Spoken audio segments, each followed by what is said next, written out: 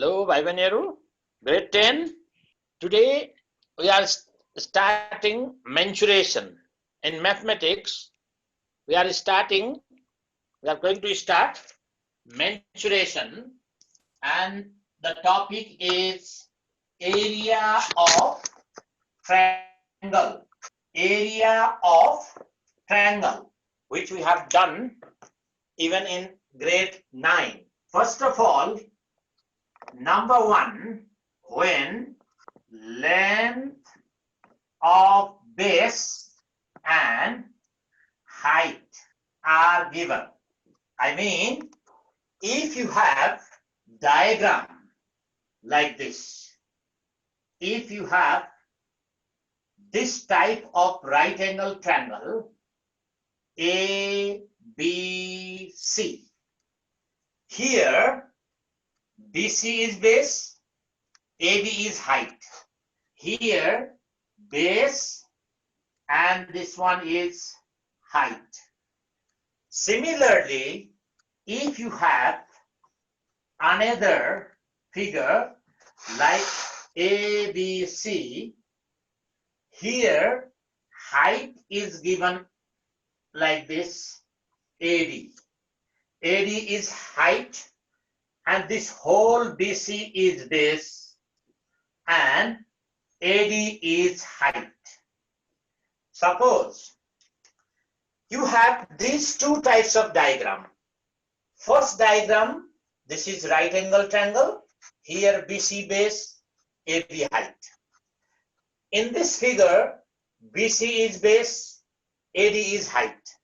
So, in these two cases, listen, when length of base, mean BC, and height are given, here height is AB, here height is AD. So, this first case, how to find area of triangle? Area of triangle ABC equals half into base into height. Half base into height. So base is BC and height is AB for this figure or AD. AB or AD mean for this figure half base into height, height AB. For this figure half base BC, height AD. So this is the first case where the base of triangle and height, these two things are given, then you can find area of triangle. Do you understand? Bhaiहरू बुझ्छौ? हाम्रो first case ma how to find area mean when length of base, यदि base को length र height को length, height दियो भने तिमीहरूले यसरी यो फर्मुला लगाएर गर्छौ जुन हामी सारै सानो क्लासदेखि इभन 7, 8, 9 जताततै गर्दै छौं. अब म केस नम्बर 2 बुझिन्छ? अब म जान्छु number 2 mean when all three sides given, mean area of triangle when all three sides given, area of triangle when two sides given mean isosceles, area of triangle when all three sides given.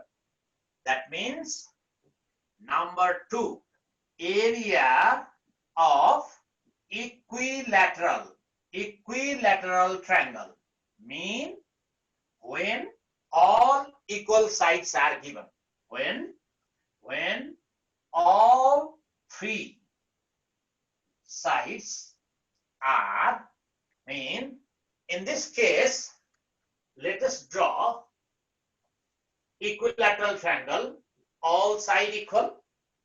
Here A, B, C mean this is a triangle where all three sides are given.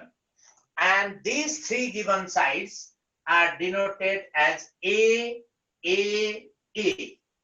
The length of BC is A, AC is A, AB is also A. Means all three sides equal. In this case, we can find area of triangle ABC equals root 3 by 4 A square. हेर त भाइ बहिनीहरु, यसलाई यदि तिमीलाई if the value of A maybe 10 cm, maybe 4 cm, if the value of A is given, then by using this formula you can calculate area of triangle, but this triangle is equilateral triangle. The question is how to derive this formula. Mean this is the formula which you have to memorize, but how to derive this formula, let me discuss. यसलाई म अलिकति तिमीहरुलाई यो formula कसरी आयो, यो फर्मुलालाई हामीले एकपटक यसको डेरिभेसन पनि बुझौं. जस्तो हेर त, यसलाई यसरी हेरौं. एउटा ट्रायंगल छ एबीसी, एबीसी एउटा ट्रायंगल छ. अनि यसलाई हेर, हामीलाई थाहा छ अल साइड इक्वल. यो साइड पनि ए छ, यो साइड पनि ए छ, अनि यो होल साइड पनि ए छ, किनकि अल साइड्स इक्वल हो. अब तिमीहरुले यहाँबाट एउटा परपेन्डिकुलर ड्रा गर त यसरी एडी. ल हेर, if a perpendicular is drawn from A on BC, then from our previous class we discussed that perpendicular drawn from the vertex of an isosceles triangle bisects the base. Base लाई आधा गर्छ. हेर त नानी, कि perpendicular AD is the perpendicular, AD bisects BC at D. It means if total BC is A, then BD is A by 2, BC is A by 2. भन्नुको अर्थ यसलाई हामीले हेर्यौं भने कुनै पनि आइसोसेल्स होस् या इक्विलैटरल ट्रायंगल होस्, परपेंडिकुलर ड्रा गर्यौं भने that perpendicular bisects the base. यसले बेसलाई बाइसेक्ट गर्छ. त्यसैले यो a by 2 भयो, a by 2 भयो. अनि अब तिमी यो राइट एंगल ट्रायंगल मा जाऊ त. in triangle ABD मा हेर्यौ भने you can use Pythagoras theorem. AD square plus BD square gives AB square. Pythagoras theorem use गर्ने. AD मलाई चाहिएछ, AD को AD राख्ने. BD mean A by 2 square, AB mean A square. अब यसलाई simplify गर. AD को square equals to A square minus A square by 4. यसलाई right मा लैजाऊ. A square 2 को square 4 and it gives 4A square minus A square by 4. That means you know, यसलाई म लेख्छु 3A square by 4. अब यसको मतलब स्क्वायर हटाइदिउ त. यसलाई स्क्वायर हटाइदिउ भने AD मात्रै के हुने भयो, root 3 by 2 into A. A square को स्क्वायर रूट A, 4 को स्क्वायर रूट 2 अनि रूट 3 को स्क्वायर रूट 3. यति युनिट्स भयो. AD equals to this much units. अब हाम्रो it may be centimeter, it may be meter, whatever units. अब भन कि once you got height, AD mean height, BC हामीलाई अलरेडी थाहा छ. अब हामी एक पटक फर्मुला लगाउँ त. यसलाई फर्मुलामा तिमीहरुलाई कन्फ्युज छ भने एक पटक फेरि वन्स हेर कि ABC is equilateral triangle where all sides are equal to A, small a. ABA, BCA, ACA, and AD perpendicular BC is drawn. You can construct like this, and this perpendicular bisects the base. तिमीहरुले यो even 8 क्लासमा पनि 9 क्लासमा पनि एउटा theorem पढेको छ, perpendicular drawn from a vertex to the base of an isosceles triangle. Even though it is equilateral, but these two sides equal, so it is isosceles, bisects the base. यो थ्योरमलाई एकपल्ट याद गर्नु, अनि by using this Pythagoras theorem and complete calculation, you got AD. AD means height. Height थाहा भयो, base छँदैछ, अनि base र height भएपछि अब हामी हाम्रो अघिको केस नम्बर 1 को फर्मुला एकपल्ट हेरौं कि area of triangle, ल भन, area of triangle ABC equals to half into base into height. यो हाम्रो बेसिक फर्मुला हो. यो फर्मुलालाई हेर्यो भने हाफ बेस, बेस भनेको कुन हो BC, हाइट भनेको कुन हो AD. ल अब हेर त 1/2 BC mean A, height AD, AD भनेको √3/2A. अब यसलाई सिम्प्लिफाई गरौं, √3 into 1 √3, 2 into 2 4, A into A square. ल हाम्रो योलाई हामी यसरी लेख्छौं, स्क्वायर युनिट्स लेख्नुपर्छ लास्टमा. तर यो फर्मुला डिराइभ गर्दा त नलेखे पनि हुन्छ, तर तिमीहरुले क्याल्कुलेसन गर्दाखेरि लास्टमा युनिट लेखेन भने मार्क्स काटिन्छ.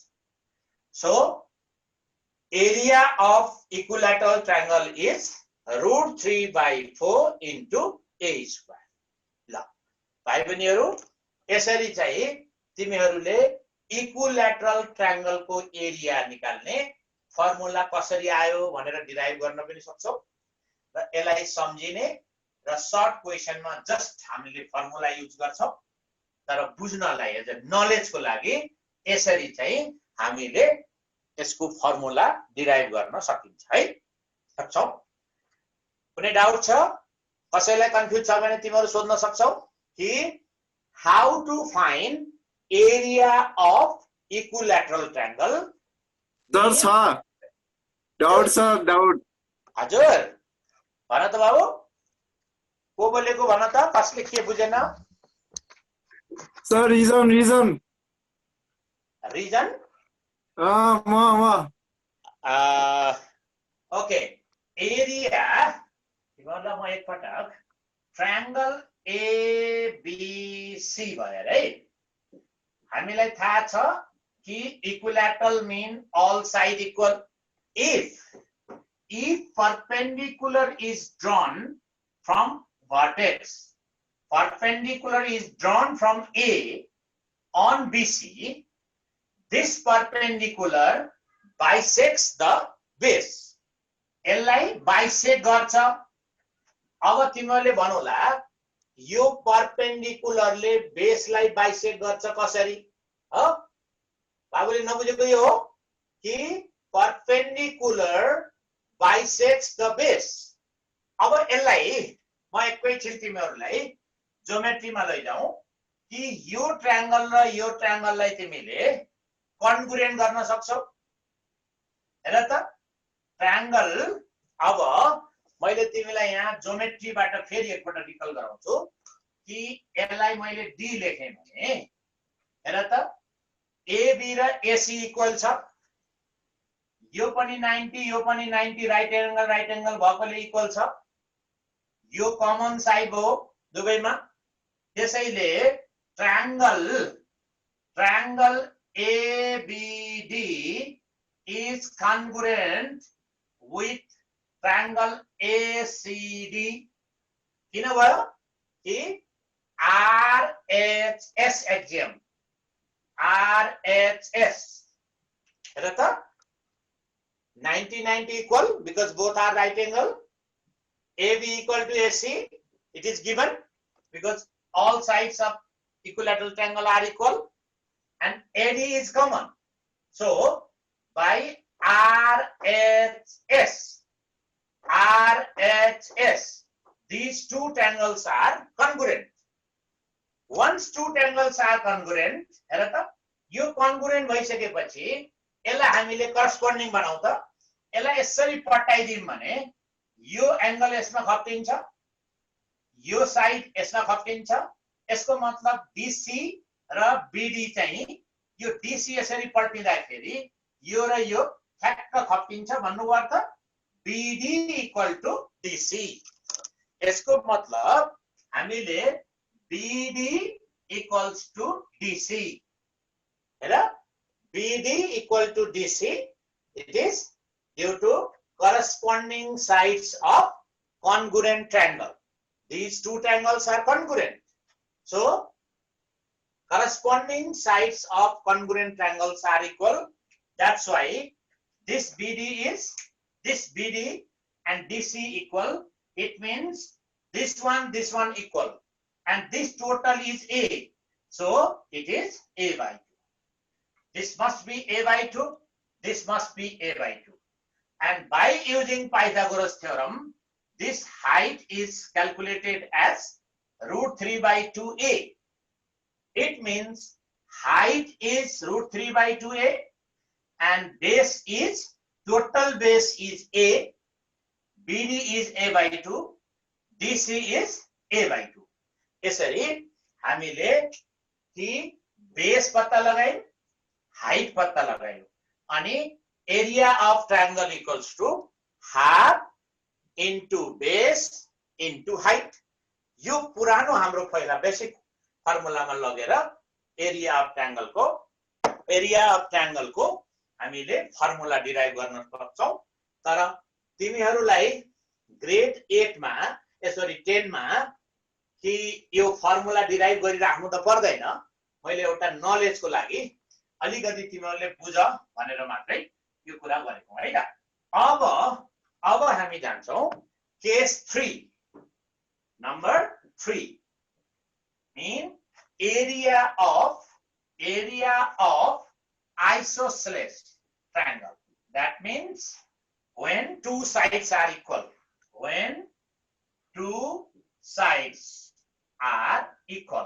भन्न खोजेको के भने यदि दुईटा साइड इक्वल हुन बित्तिकै आइसोसेल्स भयो, अनि यो आइसोसेल्स ट्रायंगल को एरिया हामीले कसरी पत्ता लगाउने? सबैभन्दा पहिला दुईटा साइड इक्वल भएको एउटा ट्रायंगल बनाऊ. दुईटा साइड इक्वल छ. अब विचार गर, यो ट्रायंगलमा ए बी सी दुईटा ट्रायंगल्स माने दुईटा साइड, अनि यो दुईटा इक्वल साइडलाई हामी ए मान्छौं र यो अनइक्वल साइड भनौं या बेस भनौं, यसलाई भनिन्छ बी.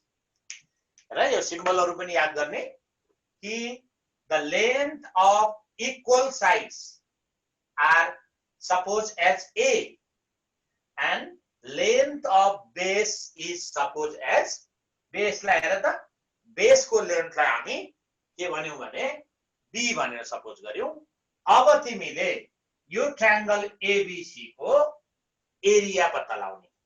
यसको चाहिँ यसलाई पनि हामीले यसको एरिया पत्ता लगाउँदाखेरि हेर त, एरिया अफ ट्रायंगल एबीसी हेर equals to b by 4 into √4a square minus b square. तिमीहरूले यो फर्मुलालाई एकदम याद गर्ने. अब तिमीहरूलाई हुन त यो फर्मुला कसरी आयो भनेर डिराइभ चाहिँ हामीलाई चाहिदैन, तैपनि यसो नलेजको लागि म एकपटक डिराइभ गरेर देखाउँ. तिमीहरू चाहन्छौ? भाइ बहिनीहरु हेर त, एरिया अफ आइसोसेल्स ट्रायंगल भनेको अर्थ when two equal sides are given as A and base is given as B, then area of this triangle is B upon 4 times √4a square minus B square. अब म तिमीहरूलाई अलिकता यसको डेरिभेसनको बारेमा यो formula कसरी आयो बताइदिन्छु। ओके, यहाँनिर हेर, यो ट्रायंगल एबीसी छ, यसलाई हामीले अघि जस्तै परपेन्डिकुलर ड्रा गरौँ। यो दुईटा साइडलाई हामी ए सपोज गर, अनि यो डी भयो। सेम अघिको केसमा मैले के गरेको थिएँ, यो होल बेसलाई बी सपोज गरेको थिएँ भने perpendicular bisects the base, so this is B by 2, this one is B by 2। हेरौँ है कि यो ट्रायंगलमा perpendicular bisects the base. That's why total base is B. It means BD is B by 2, DC is B by 2. मलाई लाग्छ यो B by 2 कसरी भयो बुझ्यो होला कि यो ट्रायंगललाई तिमीले कन्ग्रुएन्ट प्रुभ गर्न सक्छौ। यसलाई र यसलाई कन्ग्रुएन्ट देखाइसकेपछि यो RHS बाट कन्ग्रुएन्ट हुन्छ। यो दुईटा कन्ग्रुएन्ट भएपछि BD र DC लाई करस्पोन्डिङ साइड भनेर इक्वल देखाउन मिल्छ। अनि यो टोटल B भएपछि यो मात्रै पार्ट कति भयो B by 2, यो पार्ट कति भयो B by 2। अनि अब हामीले यो ट्रायंगलमा के गर्छौं, अघि जस्तै same process in triangle ABD Pythagoras theorem apply गरौँ त। AD को square plus BD square equals to AB को स्क्वायर, अनि AD मीन हेर त AD को स्क्वायर लाई राखौं यतिकै, प्लस BD को स्क्वायर भनेको B स्क्वायर बाइ 4, AB भनेको A स्क्वायर, अनि AD को स्क्वायर हेर त A square minus B square by 4, अनि एलसीएम ल्याऊ 4A square minus B square by 4, यसलाई स्क्वायर रुट लिदिउँ त। AD equals to root under माथि रुट आउँदैन स्क्वायर, त्यसैले 4A square minus B square राख्ने, अनि 4 को स्क्वायर रुट कति भयो 2। फेरि हेर नि कन्फ्युज होला नि, यसको छुट्टै 2A यसको छुट्टै B लेख्ला नि। यो होल स्क्वायर नभएसम्म स्क्वायर रुट लिन मिल्दैन। तिमीले यो छुट्टा छुट्टै स्क्वायर रुट लिने हैन नि। फेरि धेरै स्टुडेन्टले यसलाई 2A लेख्छन्, यहाँ यसलाई B लेख्छन्, यसो गर्न पाइएन। होल रुट राख्दियौ। अनि अब हेर त, त्यसकारण area of triangle ABC equals to half into base into height. Half को हाफ भयो, बेस भनेको B, हाइट भनेको कति भयो 4A square minus B square by 2 भयो। ल सिम्प्लिफाई गरौँ, माथि B as it is 2 to the 4, अनि root under 4A square minus B square. यसरी area of triangle ABC equals to B by 4 times B by 4 times root under 4A square minus B square. र भाइ बहिनीहरुले याद गर्ने, तिमीहरुलाई 1 मार्क्समा यो direct relation लेख्ने question आउँछ है जाँचमा, कि एरिया अफ इक्विलेटरल ट्रायंगल को formula, area of isosceles triangle को फर्मुला। यो दुईटा फर्मुला कसरी आयो भने यसरी डिराइभ गर्ने, मैले यहाँ भनेको कुराहरु याद गर्ने। यो कसरी चाहिँ इक्वल हुन्छ भन्ने कुरा मैले तिमीलाई आरएचएस बाट कन्ग्रुएन्ट हुन्छ त्यही कारणले भनिसके। यो सबै कुराहरु हामीलाई मेन्सुरेसनमा भनिराख्नु पर्दैन, तिमीहरुले यसरी चाहिँ यसलाई डिराइभ गरेर एरिया अफ इक्विलेटरल ट्रायंगल को फर्मुला तिमीहरुले सम्झिन सक्छौ। कन्फ्युज भयो बिर्सियो भने यसरी निकाल्ने, होइन भने यसलाई तिमीले मेमोरी पनि गर्ने। ओके, अब म केस नम्बर 4 कि हामीले कसरी गरिम त भन्दाखेरि, यदि फर्स्टमा केस नम्बर 1 मा हामी के भन्यौ कि when base and height given, त्यो खालको ट्रायंगल को एरिया भन्यौ। हामी केस नम्बर 2 मा when all sides equal are given भन्यौ, तीनवटै साइड इक्वल छ भनेको अर्थात इक्विलैटरल ट्रायंगल भन्यौ। अहिले केस नम्बर 3 मा हामी आइसोसेल्स ट्रायंगल को एरिया कसरी निकाल्ने भन्यौ। आइसोसेल्स मा सबभन्दा याद गर्ने बी भनेको बेस हो, ए भनेको लेन्थ अफ इक्वल साइड। यो ए र बी मा धेरै विद्यार्थीहरु कन्फ्युज हुन्छ। ए भनेको इक्वल साइड को length, B mean length of base. अब जाउँ केस नम्बर 4। 4 नम्बरमा scalene triangle when all three sides are different. When all three sides are different. Different भने बुझ्छौ स्केलन different भनेपछि हामीलाई हेर त यस्तो खालको एउटा ट्रायंगल सम्झ्यौ, अलि फरक खालको बनाइदियौ। all side equal जस्तो नदेखियोस्। A B C हेर, opposite of capital A is small a, opposite of capital B small b, opposite of capital C लाई small c। याद गर्नु, small c भनेको length of AB, small a भनेको length of BC, small b भनेको length of AC। यसरी triangle मा हामी small लेटरले length लाई रिप्रेजेन्ट गर्छ, क्यापिटल लेटरले चाहिँ भर्टेक्स लाई रिप्रेजेन्ट गर्छ। भनेको अर्थ यसलाई भन्नु पर्यो भने क्यापिटल ए, यहाँ स्मल ए लेख्नु हुँदैन। यसलाई क्यापिटल बी मीन भर्टेक्स, तर यो लेन्थ लाई हामी के गर्छौं स्मल। स्मल बी भन्ने बित्तिकै एसी भन्ने बुझ्छौं।